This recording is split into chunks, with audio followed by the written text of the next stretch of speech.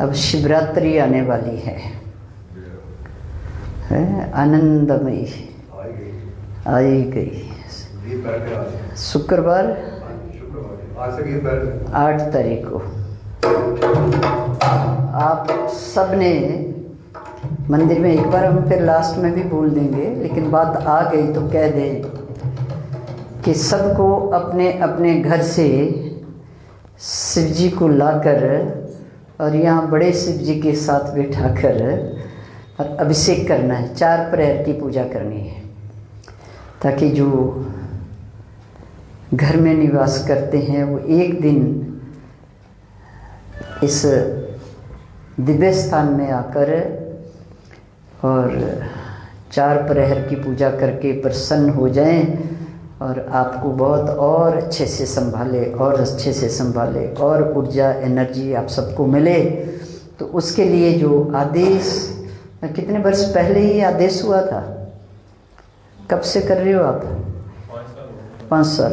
हाँ, कितनी बढ़िया बात है। 5 वर्षों से ये नियम यहाँ शुरू हुआ कि जो घर में पिंडी रखी हुई है, क्योंकि 4 प्रहर की पूजा घर में करना उतना संभव नहीं है, तो इसलिए भगवान शंकर मंदिर में ही आ जाते हैं और यहाँ 4 प्रहर की पूजा करके और फिर हम अपने अपने घर में स्थापित करते हैं। तो ये बहुत बड़ी बात हो जाती है। भगवान शंकर की तो महिमा अनंत है, अपार है। भगवान शिव को जब हम बिलपत्री चढ़ाते हैं, तुलसी दल चढ़ाते हैं, दूबा चढ़ाते हैं, ये सब चीज़ें, फूल चढ़ाते हैं, अक्षत चढ़ाते हैं, इन सब चीज़ों में जितने औषधीय गुण है ये सब हमारे पास आ जाते हैं, स्वास्थ्य लाभ होता है। इतनी बड़ी चीज़ है ये। हम सोचते हैं भगवान शिव को चढ़ा रहे हैं, भगवान शिव को नहीं चढ़ा रहे हैं। ये सारी चीज़ें हमारे कल्याण के लिए हैं। भगवान शंकर को क्या ज़रूरत है? वो तो शिव हैं, शंकर हैं, मस्त हैं, उनको कुछ देता है, देते हैं, दाता है, लेता नहीं है कुछ। उसको किसी की बिलपत्री दुबा या तुलसी दल नहीं चाहिए, वो सब हमारे कल्याण के लिए। क्योंकि जब हम उनको स्पर्श करते हैं तो औषधीय गुण हमें स्वास्थ्य लाभ देते हैं। लाते हैं, बिलपत्री धोते हैं, चढ़ाते हैं, जल चढ़ाते हैं, ये सब चीज़ें, शहद चढ़ा रहे हैं हम और धतूरा चढ़ा रहे हैं, भांग चढ़ा रहे हैं, इनमें बहुत बड़े बड़े औषधीय गुण हैं। दवाई बनाने वाले एक भक्त हमारे पास आए, एक महात्मा जी, वो कह रहे थे बिलपत्री और तुलसी दल और एक चीज़ उन्होंने और बताई कुछ, तो अभी मैं भूल रही हूँ। तो ये तीनों चीज़ें मिलाकर हम कैंसर की दवा बनाते हैं। कितनी बड़ी बात है। तो कितने कितने गुण है। जो बिलपत्री हम साधारण से 3 पत्ते लेके भगवान शिव के ऊपर, कितना कितना गुण है, कितना बड़ा गुण है उसमें, जो कैंसर के रोग को ठीक कर देते।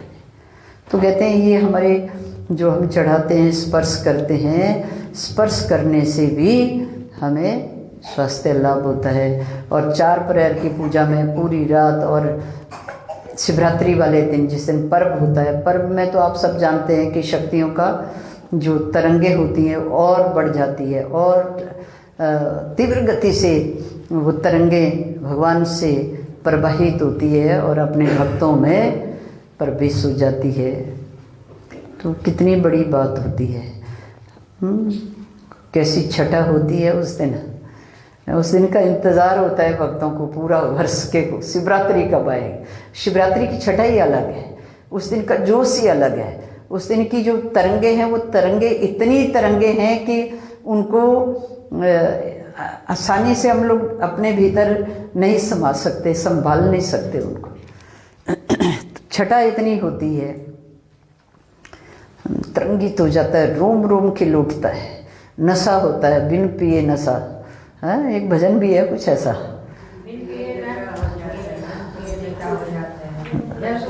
बिन पिए नशा हो जाता है जब सूरत देखूं भोले की। कितनी बढ़िया बात है। और सच में ऐसे होता है। और शिवरात्रि वाले दिन तो पता नहीं, खुद भी उन्होंने भंग चढ़ाई होती है और भक्तों को भी भंग पिला पिला कर ऐसे नशे में होते हैं सब। तो बड़ा आनंदमयी पर्व है।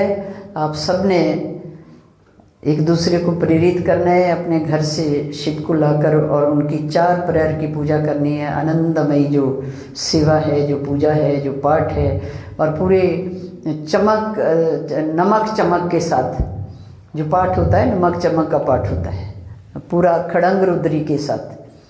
तो कितनी बड़ी बात है। तो वो शिव आप के जो घर में विराजमान है, वो सबके शिव प्रसन्न हो जाते हैं उस दिन, सब छठा में होते हैं। तो सब ने एक दूसरे को भी ये बात बतानी है। जो भी आना चाहे, सबके लिए दरबार खुला है, सबके कल्याण के लिए है, कोई भी आ सकता है। बोलो मावती महादेव की जय।